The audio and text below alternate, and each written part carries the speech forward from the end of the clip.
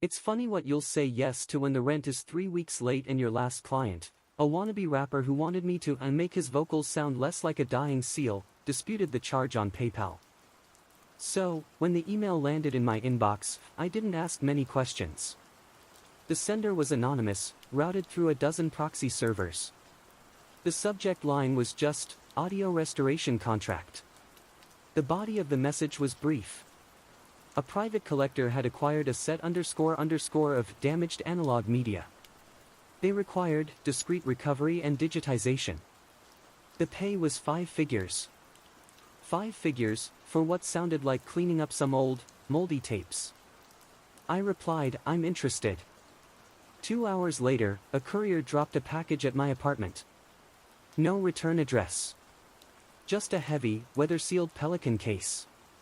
Inside, there were no vinyl records. No cassettes. There were 5 massive, 2-inch reel-to-reel tapes, the kind used in high-end studios in the 70s. They were heavy, cold to the touch, and had no labels. Just a small, silver tag on the first reel etched with a single character, a circle with a vertical line cutting through it. My studio is just my spare bedroom, but my gear is good. I threaded the first tape onto my machine, booted up my rig, and hit play.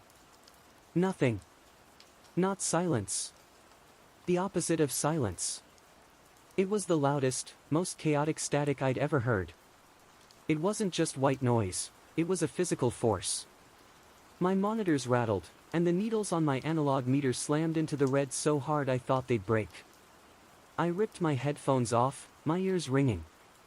It sounded like a billion engines igniting all at once, fused with a sound like a sandstorm inside a metal drum.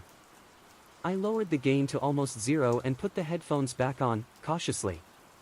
I hit record and started capturing the digital file. This wasn't a recording of something. It felt like a recording of a broken signal, a raw, dataless void. I spent the next 2 hours just trying to find a pattern. I ran noise reduction filters, spectral analyzers, aggressive EQs. The static was stubborn. It seemed to fight back, changing its frequency just as I started to notch it out. It was a dense, layered, intelligent noise. Finally, deep in the sub-bass frequencies, I found something. A pulse. Thump, thump, thump, thump. It was slow, like a giant heart. But it was under the static, a foundation. I isolated that frequency range and started to surgically carve away the hiss that was choking it. It was like audio archaeology, brushing away layers of digital dirt. After 5 hours, I had a loop. Maybe 4 seconds long. The static was almost gone in this one tiny sleevey. The pulse was clearer. And on top of it, there was something else. A voice. No, not a voice. It sounded like 1,000 people whispering the exact same words at the exact same time, in perfect, terrifying unison. The sound was dry, like dead leaves skittering across pavement. I cranked the volume, leaning in close to my monitors, my eyes closed, focusing. The 4-second loop played over and over. Thump, thump, thump, thump. The whispering voices resolved. I could understand them. It was one phrase, repeated. It is not locked. I froze. A chill that had nothing to do with my apartment's weak AC prickled my arms. It is not locked. I was about to stop the playback, to take a break, when my cat, Buster, who had been sleeping on a stack of cables, shot up. His back arched, fur on end. He wasn't looking at me. He was staring at the darkest corner of my studio, behind the rack of equipment. He let out a low, guttural hiss. Buster? What is it, man? I said, pulling off my headphones. The room was silent. The tape machine was still spinning, but I'd muted the monitors. And then, from the corner Buster was staring at, I heard it.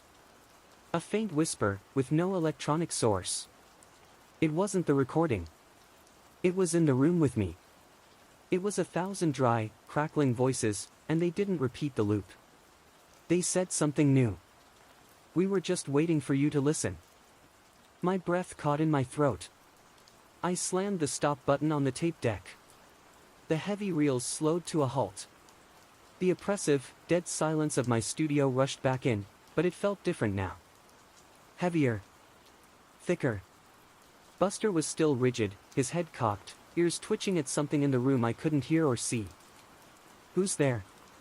My voice was a pathetic tremor. The corner was empty. Just a tangle of XLR cables and a dusty power strip. But the air, it felt watched. I grabbed my phone, my thumb hovering over 911. What would I say? My apartment is whispering at me? I forced a laugh, but it died in my throat. This was just a high-tech prank. Or I was overtired. That had to be it. 5 figures, sleep deprivation, and a client who wanted to sound less like a seal. I was just stressed. I scooped up Buster, who was still trembling, and put him out of the studio, closing the door. "Sorry, pal. Need to work." I sat back down, my heart hammering against my ribs. I looked at the digital file on my screen, the 4-second loop I'd isolated. "We were just waiting for you to listen." "Okay," I muttered, trying to regain control. "If you're waiting, let's hear the rest." I put the headphones back on, sealing my ears from the room, and forwarded the digital recording past the loop, to a section I hadn't touched yet. I hit play. The chaotic, overwhelming static returned, but it wasn't just noise anymore. It felt organized. The thump-thump pulse was still there, but it was faster now. And the whispering was gone. It was replaced by a sound that made my stomach clench. It was breathing. Thousands of shallow, wet, rasping breaths, all slightly out of sync. It was the sound of a hospital ward filled with dying patients, amplified 1,000 times. It was intimate and vast at the same time. I could feel the hot, damp air of it in my headphones, as if it were being breathed directly onto my ears. I pushed through my revulsion, my audio engineer brain taking over, searching for anomalies. I ran the spectral analyzer again. The screen lit up. The breathing, it wasn't random. The frequencies were forming patterns. They were complex, almost geometric, shifting like a kaleidoscope. And in the very highest frequency range, just at the edge of human hearing, there was a new signal. A clean, piercing sine wave. It held a single, impossibly high note. I isolated it. I had to digitally lower the pitch by several octaves just to listen to it without my eardrums bleeding. When I did, it wasn't a sine wave. It was screaming. A single, sustained, inhuman scream, filled with so much agony and rage that I physically recoiled, knocking my chair back. It was a sound that shouldn't exist, a sound of pure, refined terror that had been compressed into a single, needle-thin frequency. I ripped the headphones off. My studio was silent. But I was shaking. This wasn't a prank. This wasn't a damaged tape. This was something wrong. I looked at the second massive reel, sitting in the case. Then the third, fourth, and fifth. This was just tape 1. My computer monitor, which had been displaying the audio waveform, suddenly flickered. The waveform vanished. It was replaced by a single line of text, typed out slowly, as if by an invisible hand. "What did you hear?" I stared, my blood turning to ice. My keyboard was untouched. This was a closed system. My audio rig isn't even connected to the internet. The cursor blinked, waiting for a reply. Slowly, my hands shaking so badly I could barely type, I wrote. "Breathing." And a scream. The screen went blank for a moment. Then a new message appeared. "Good. You are compatible. Now find the others." Find what others? I whispered. The file I had been working on, the several gigabyte digital copy of the tape, vanished from my hard drive. Not just deleted. Wiped. Gone. My studio speakers crackled to life, even though the amplifier was off. That same dry, 1,000-voice whisper filled the room again, stronger this time, coming from every direction at once. "Find the other listeners.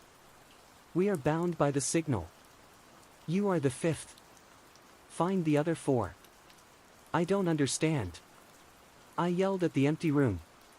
The spectral analyzer on my screen flared again, displaying the audio patterns that were live in my studio. The geometric frequencies were back, forming in the air around me. And for 1 second, just one, the high-frequency scream echoed through my monitors. It wasn't coming from them. It was coming from the hallway, right outside my apartment door. Someone, or something, was screaming on the other side. And then, through the sound of my own blood rushing in my ears, I heard a faint, polite knock. I was frozen. The knock was perfectly normal. Tap tap tap.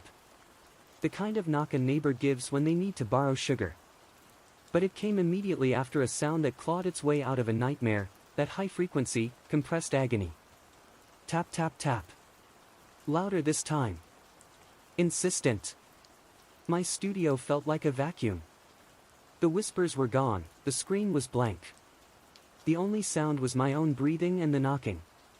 The scream had stopped, leaving a ringing, terrified silence in its wake. I crept out of the studio, my movements stiff and robotic.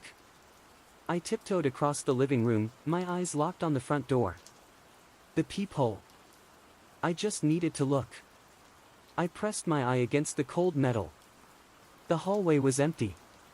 No, wait. Not empty. My peephole is a wide-angle lens, and in the extreme far left of the fisheye view, I could just see a shape. Someone was pressed flat against the wall, just inches from my doorframe, trying to stay out of sight. My blood ran cold. This wasn't a neighbor. Who are you? I called out, my voice cracking. No answer. I heard a sound. A faint, wet sniffling. Like someone crying. Then, a piece of paper slid under my door.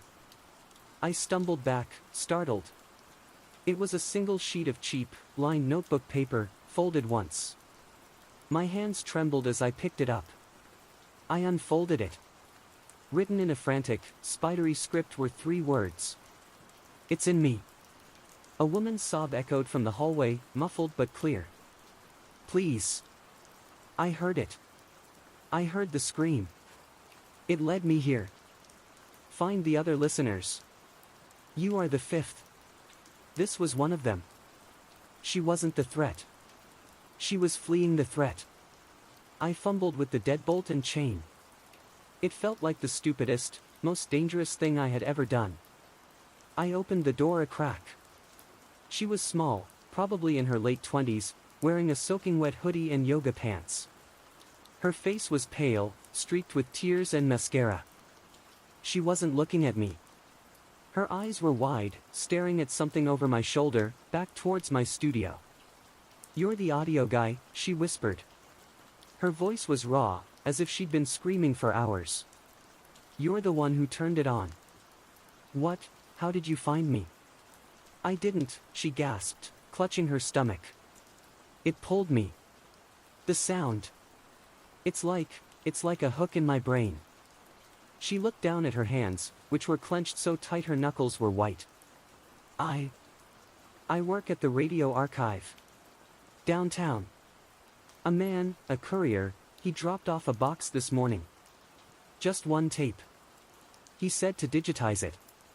My stomach dropped. A single tape. Reel to reel? She nodded, tears welling up again. I put it on the machine. It was just static. I thought the tape was blank.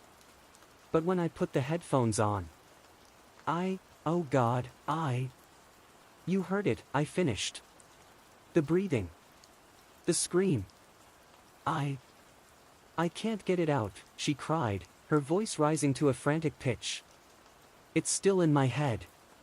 The breathing, thump, thump, thump thump, it's getting faster. As she said it, I realized I could hear it too. Faintly. The pulse. It wasn't coming from my equipment. It was coming from her. You have to make it stop, she begged, grabbing my arm. Her skin was ice cold. You're the only one. The signal, it's strong around you. I don't know how. I said, pulling her inside and locking the door behind her. "I just got these things. I don't even know what they are."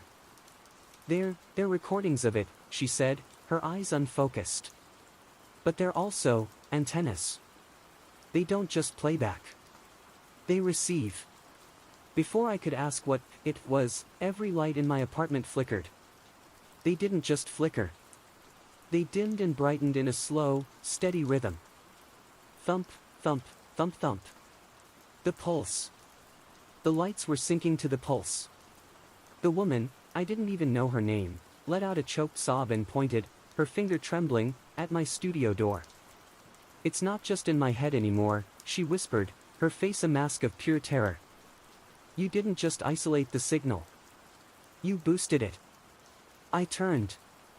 The heavy, soundproof door to my studio was vibrating. A deep, resonant bass was building, shaking the walls. It was the sound of 1,000 engines igniting.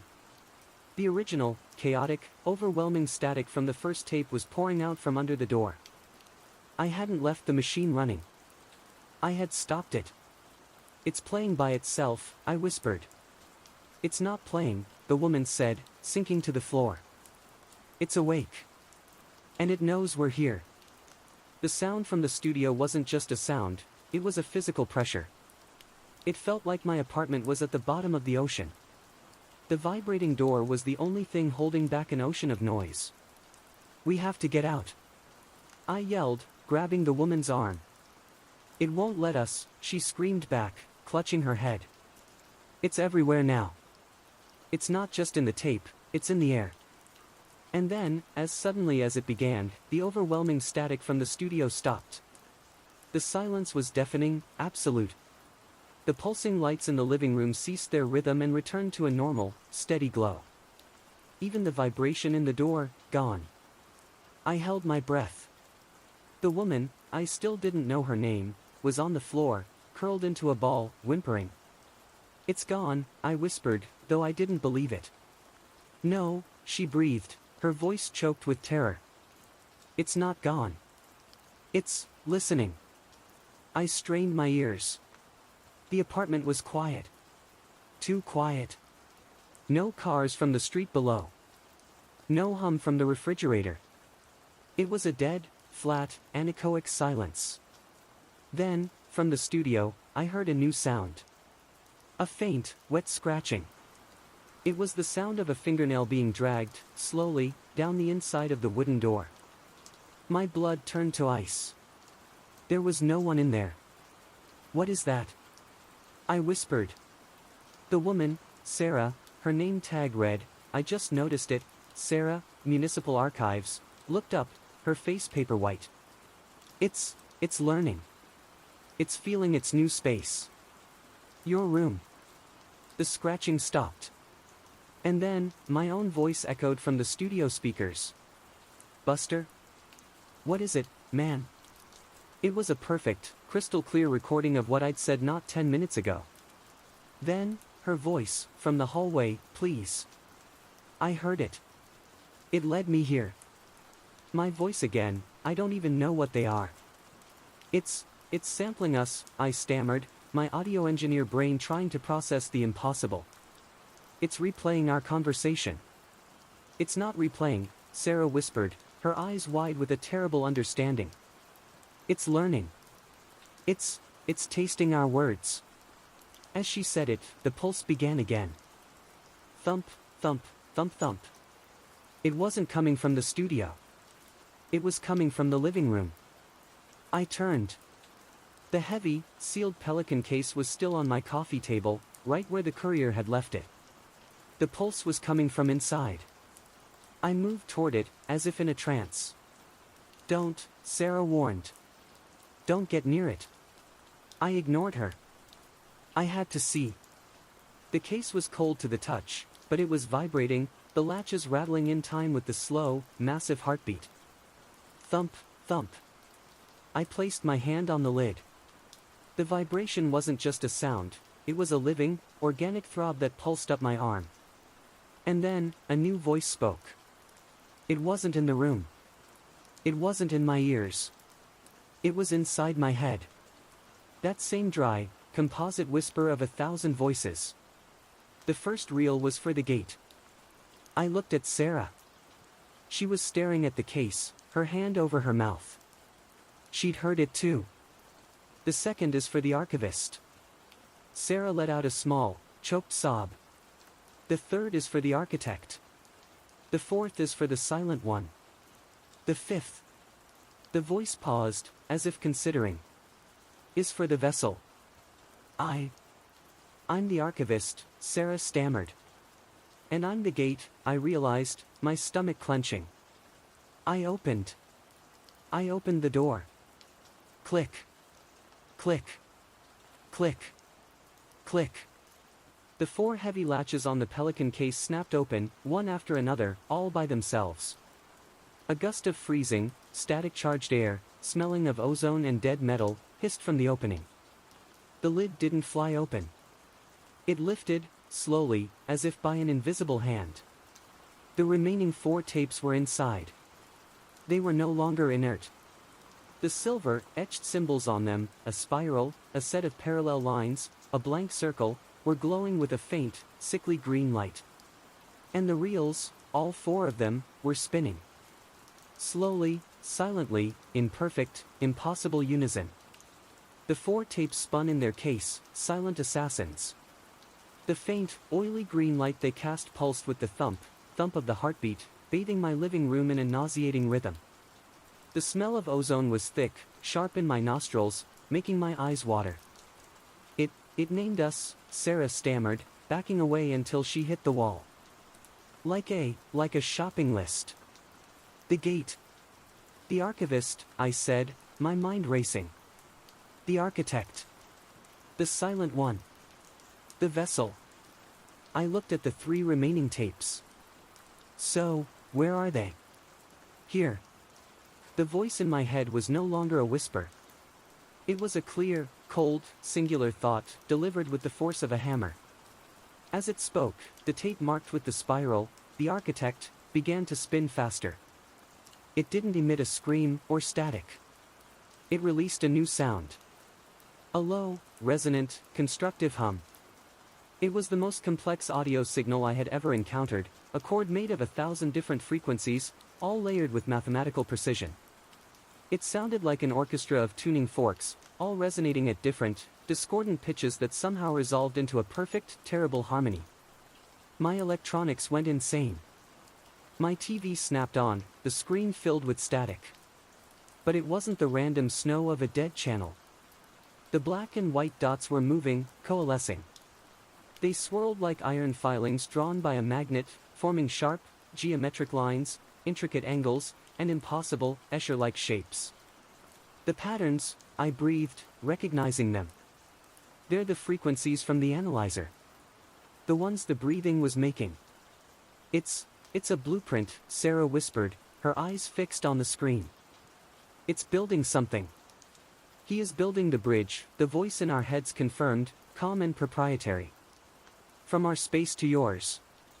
The sound from the Architect's tape intensified, the hum climbing in pitch. Crack. We both spun around. The wall behind Sarah, the main structural wall separating my living room from the hallway, was cracking. A long, perfectly straight line had appeared, running from the ceiling to the floor. As we watched, another line branched off from it at a precise 45-degree angle. Then another. The wall was cracking itself into the exact geometric pattern displayed on the TV. It's in the building, I said, the realization dousing me in cold sweat. The sound, it's not just sound. It's a physical force. It's a tool. It's reshaping the room, Sarah cried, scrambling away from the wall. The plaster was flaking off, revealing the brickwork underneath. But the bricks, they were wrong. They were bending, the mortar between them dissolving and reforming to match the new, impossible geometry. The right angles of my apartment were being erased. The Architect's hum reached a crescendo, and a new sound joined it, the one I'd heard from the studio. That wet, grinding scratch. It was coming from inside the wall. I moved closer, drawn by a horrifying fascination. The wall was freezing cold, but it was vibrating with the architect's hum. I pressed my ear to the plaster. I could hear it. Movement. Not a rat. Not pipes settling. It was the sound of something massive carving its way through the structure, as if the bricks and concrete were soft clay. It was following the new blueprint, tunneling, building, arriving. The foundation is laid, the voice announced. Just as I was about to pull away, my phone, which was sitting dead on the coffee table next to the case, lit up. The screen flared to life, showing a full battery. An unknown caller was ringing. "Don't!" Sarah screamed. "Don't answer it. That's how it connects us. That's how it found me." I backed away from the phone, but it didn't matter. The call answered itself. The speakerphone icon lit up. Silence for a beat. Then, a man's voice, gasping for air, filled with a frantic, running terror. He wasn't whispering. He was shouting. "Who is this? How are you doing this? The lines are on every screen. The walls are, oh God, they're singing. It's in the concrete. Make it stop. Make it stop." There was a wet, tearing sound, and the man let out a strangled, gurgling cry. The call didn't disconnect. It just went silent, replaced by the faint, familiar thump-thump of the pulse, now coming through my own phone. "The architect has been found," the voice in my head declared. "Now, for the silent one." It was then that I noticed the third reel, the one marked with the blank, empty circle. It had stopped spinning. It was perfectly still, waiting. And in my studio, I heard a sound that made my heart stop. Buster. My cat. He was meowing. A desperate, terrified wail, coming from the room where it all began. Buster. The sound of his cry cut through the inhuman hum and the mental chatter. It was a single, pure note of animal terror, and it shattered my paralysis. "Don't go in there," Sarah yelled, grabbing my shirt. "It's a trap. It's bait. It's my cat." I ripped my arm free and lunged for the studio door. As my hand touched the doorknob, the meowing didn't fade. It stopped. It was as if someone had hit a mute button, snipping the audio clean. The sudden, total absence of the sound was more horrifying than the scream itself. At the exact same moment, the third reel in the Pelican case, the one marked with the blank, empty circle, began to spin. It made no sound. No static, no hum, no scream. Instead, the ambient noise in the apartment died. The hum of the architect's tape vanished. The thump-thump pulse faded. I couldn't hear the building settling, or the refrigerator, or the faint hiss of the air vents. I looked at Sarah. Her mouth was open, as if she was screaming, but only a faint, dry rasp came out. I couldn't even hear my own heartbeat. The tape wasn't making sound. It was eating it. This was the silent one. It was creating a perfect, terrifying, sensory-deprived vacuum. "He does not need to be found," the voice in my head spoke, now the only sound I could perceive, a cold, clear thought in the middle of the deafening void. He was always here. Waiting in the quiet. I threw open the studio door. The room was dark. My equipment was off, the lights on my mixing board dead. The first tape, The Gate, was still threaded on the machine, but it was inert. "Buster?" My voice was a dead, flat thing in the sound-drained room. The studio was empty. No cat. He was just gone. "No," I whispered. I flicked the light switch. Nothing. But the room wasn't truly dark. There was a light source, the green, pulsing glow from the tapes in the living room cast long, strange shadows. And the shadows were wrong. They were too dark. Too sharp. They didn't just lie on the floor, they seemed to sink into it. And in the corner where Buster had stared, where the whispers had first come from, the shadow there was absolute. It was a pool of perfect, featureless black, darker than any shadow could naturally be. As I stared, it moved. It wasn't a shadow cast by something. It was the something. It peeled itself off the wall, a two-dimensional shape taking on a third dimension. It rose, unfolding like a piece of burnt paper, into the shape of a man. A tall, thin man, made of nothing but pure, light-devouring black. He had no features.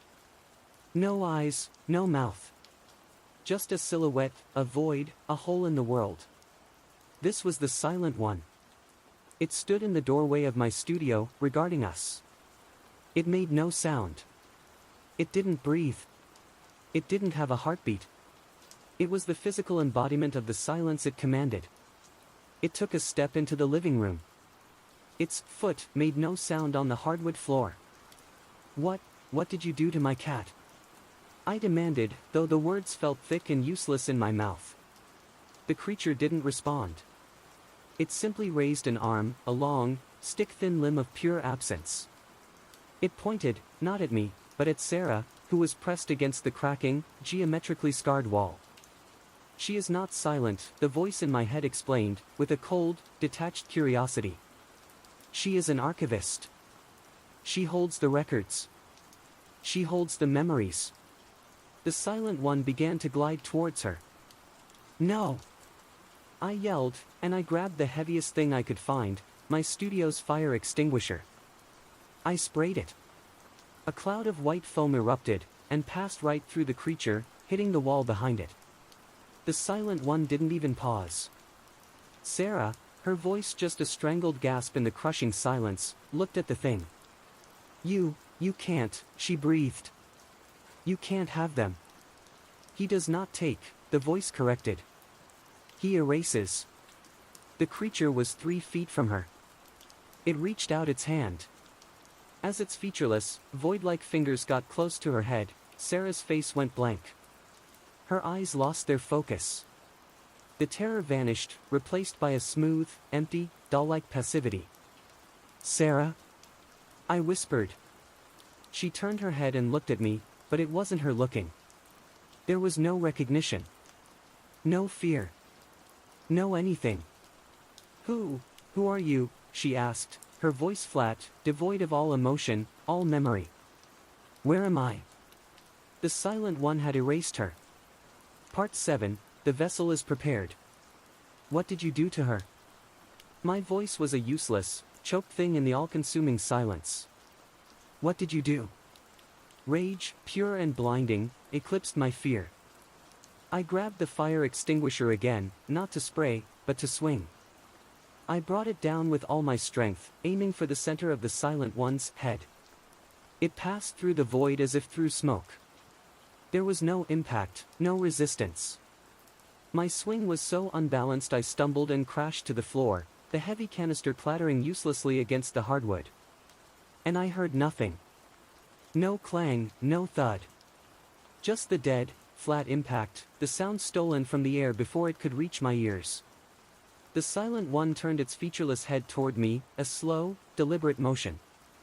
It didn't need to attack. Its very presence was an assault. Anger is a noise, the voice spoke in my head, its tone almost pedagogical. Fear is a noise. Memory is a noise. The Archivist was too loud.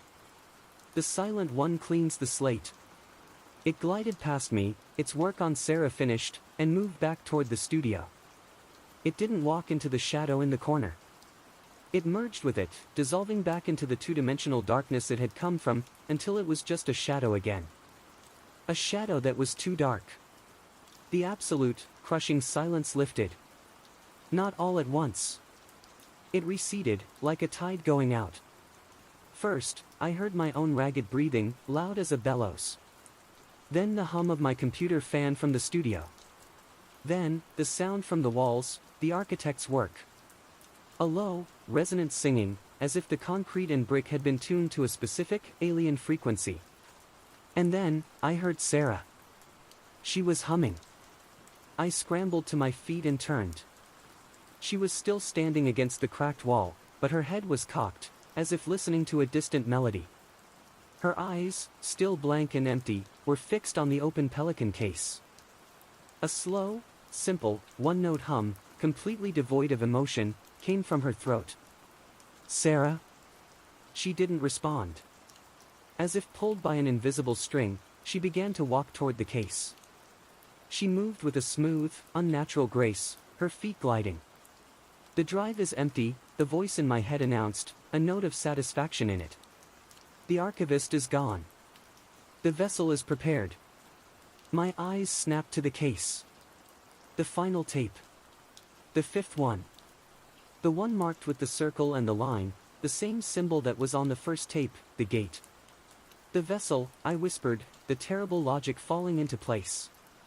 You emptied her, to make room. We cannot write over existing data. It must be formatted. Wiped clean. Sarah reached the coffee table. She knelt before the case as if it were an altar. The first 4 tapes, the gate, the archivist, the architect, the silent one, were all spinning slowly now, their green light pulsing in a steady, hypnotic rhythm. The final tape, the vessel, was still. Sarah reached out a pale, trembling hand. She didn't touch the tape itself. She gently, almost reverently, traced the etched symbol on the reel. The circle with the line through it. "You were the gate," the voice said to me, almost a congratulations. "You opened the door."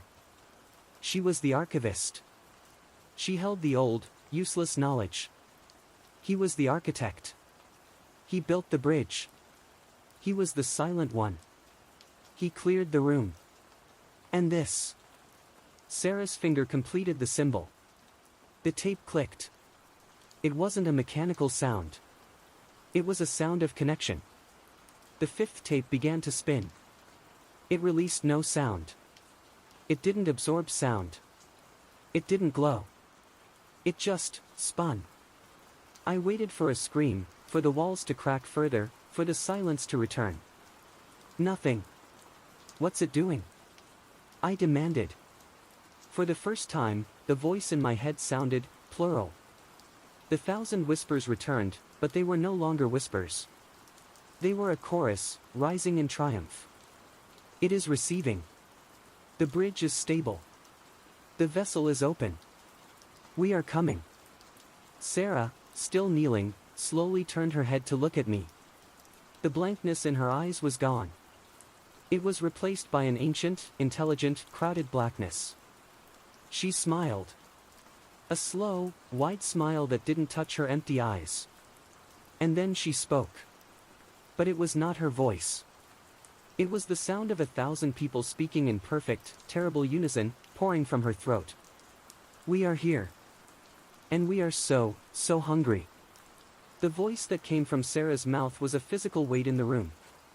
It was the sound of a graveyard, a legion, a dead star. "We are here. And we are so hungry." I scrambled backward, crab-walking until I hit the opposite wall. "Sarah? Snap out of it. That's not you." The thing wearing her face laughed. It was a terrible, layered sound, like 1,000 different people chuckling in 1,000 different rooms, all at once. The smile on her face was a rictus. "Sarah is the cup," the composite voice said, its her head tilting with an unnatural, bird-like curiosity. "We are the ocean that fills it. The cup is not coming back." It stood up. The movement was all wrong, too smooth, too precise, like a high-end animatronic. It glided from the Pelican case, leaving the 4 tapes spinning, and ran its her fingers along the geometrically cracked wall. The plaster crumbled at her touch. So much texture, it breathed, the sound a sibilant hiss. So much data. Heat. Light. Friction. Fear. Your world is loud. We have been so hungry for the noise. Its black, crowded eyes, Sarah's eyes, snapped to me. I was panting, my heart a drum against my ribs. "You," it said, its voice dropping the wheat for a moment, becoming a more focused, singular it. "The gate.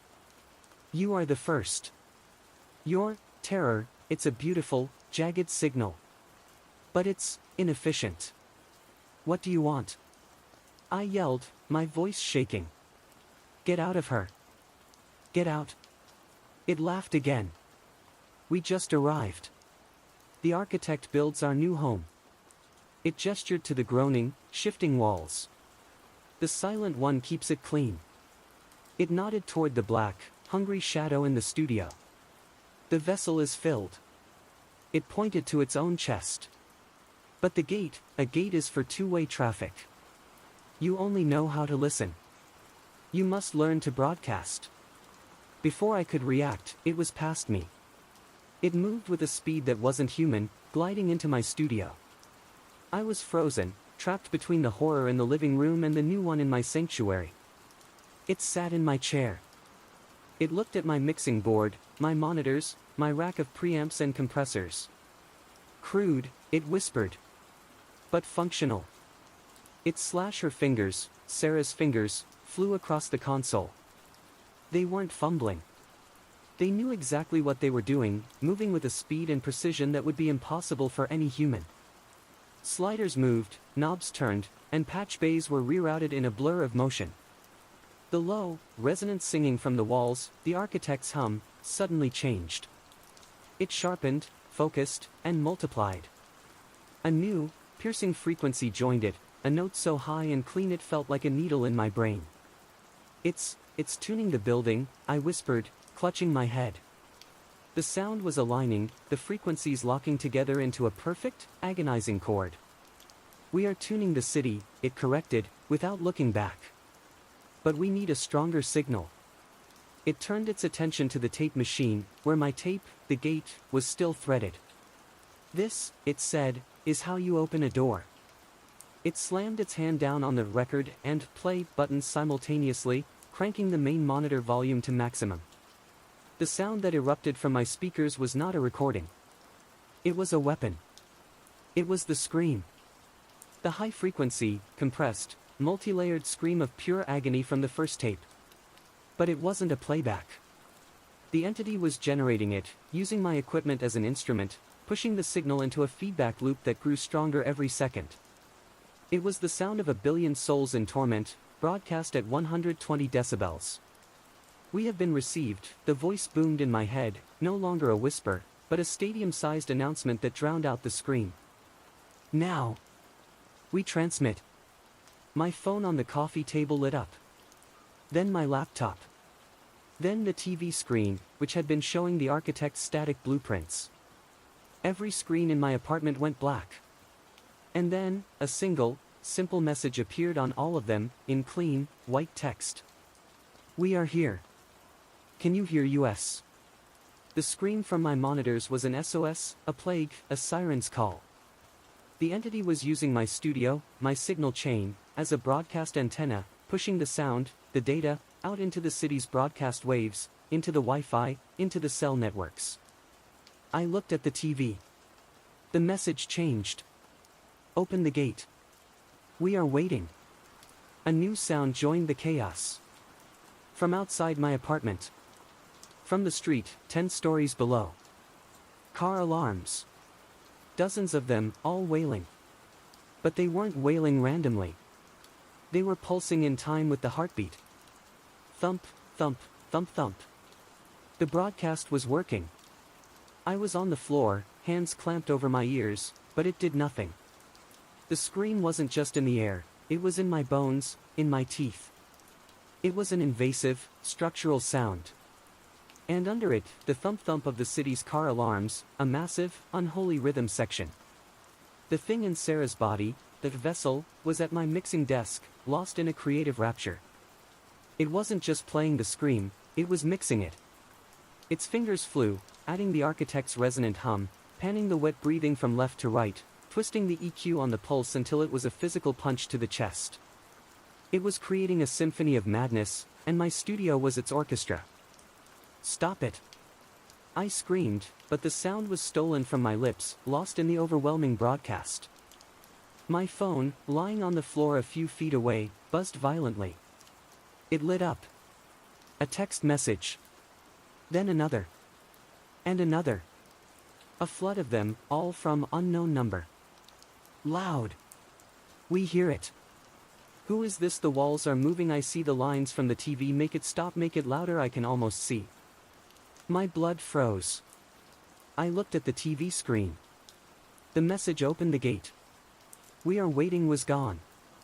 It had been replaced by a scrolling list. My neighbors. Apt 1004, listening. Apt 1009, afraid. Signal strong. Apt 901, awake. Apt 1002, awake. Apt 806, opening. You're activating them," I whispered in horror. The vessel turned its head, a slow, 180-degree swivel that Sarah's neck should not have been able to make. The smile was gone, replaced by an expression of intense, academic focus. "We are harvesting," the chorus voice corrected.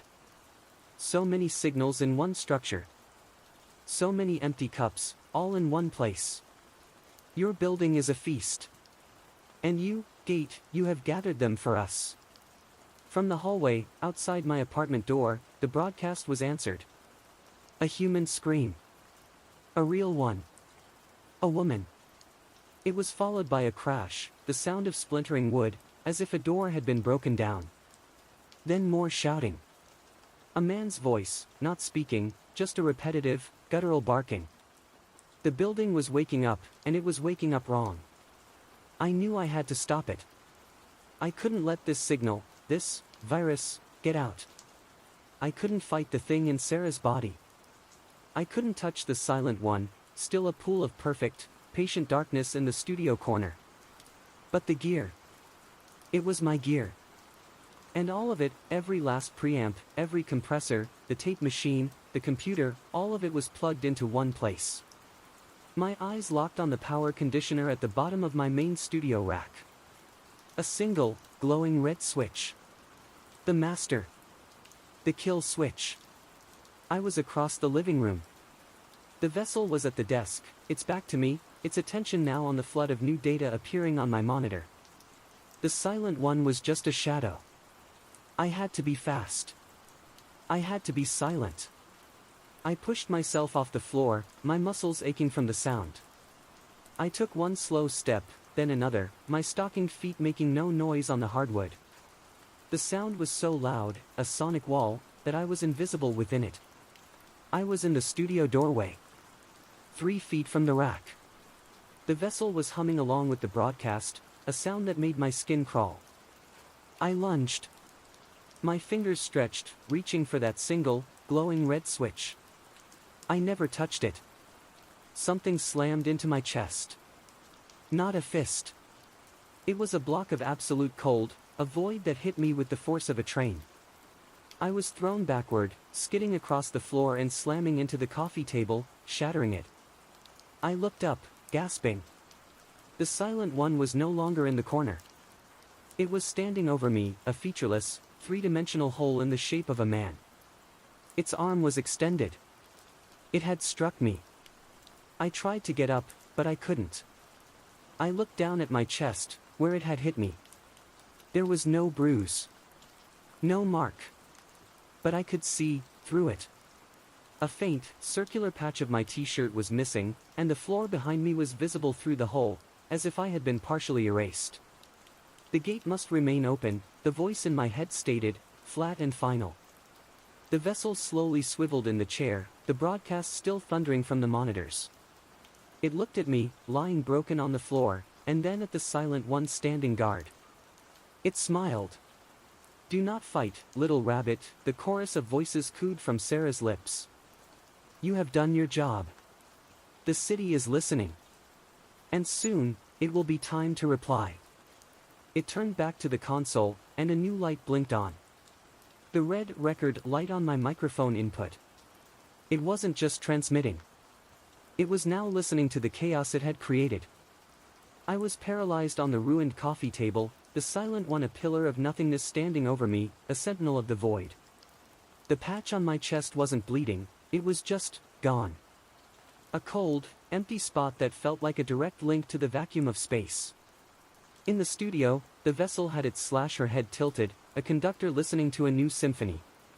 The red record light was the only color in the room, a drop of blood in the darkness. And then, the sound from my monitors changed. The broadcasted scream, the hum, the pulse, they didn't stop, but they were joined. Faintly at first, then rising with impossible speed, the replies came flooding back through my system. The sound of the woman screaming from 1009. The man's guttural, rhythmic barking from 901. The splintering of wood from 806. The wail of 100 car alarms. But they were processed. They were tuned. The vessel was taking the raw, chaotic sounds of the terror it had sown and was mixing them back into the broadcast. The fear of the city was now an instrument in the symphony, a feedback loop of pure, weaponized horror. Yes. The chorus breathed from Sarah's lips, a sound of ecstatic, artistic fulfillment. They are learning the music. They are singing back. Boom. Boom. Boom boom. A new sound, so loud it shook the dust from my ceiling. It wasn't from the speakers.